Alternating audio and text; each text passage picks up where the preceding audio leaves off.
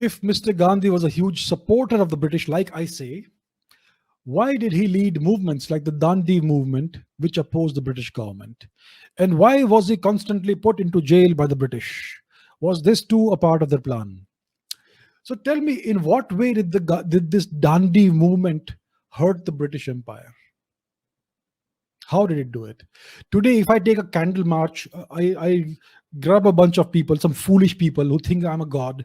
I take out a candlelight march and go to some place like in the center of Delhi or whatever. Will it hurt the government in any way if I want to protest? No. So the Dandi March did not do any harm economically or otherwise to the government, to the British occupiers of India. So that's one example. It's a very symbolic thing. The media covered it a lot, foreign media, Indian media, and they portrayed him as a great opponent of the British, this non-violent opponent. But it did not cost the British anything. And the fact that he was constantly put into jail by the British. Have you seen the jails that he was in? Very comfortable jails.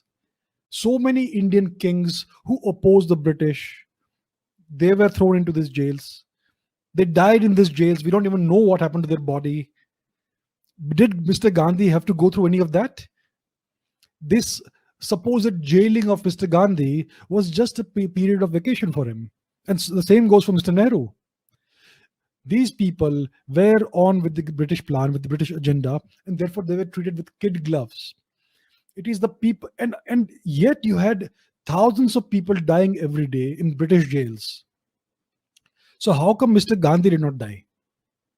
Thousands of Indians were dying in British jails every day, every week, every month. Those were the real jails.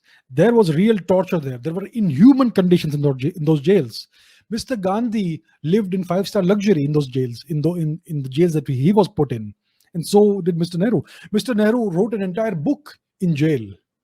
Can you imagine a regular Indian person protesting against the British who goes to jail? Would he ever be able to write a book? No.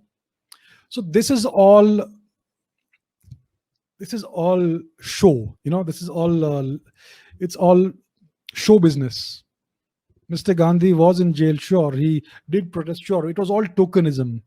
The protests were tokenism. The jailings were tokenism.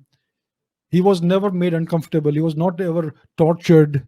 He was never deprived of food. He was never deprived of sleep. He was never deprived of clothing. He was never hung upside down. He was never thrashed with lathis. Come on. Come on.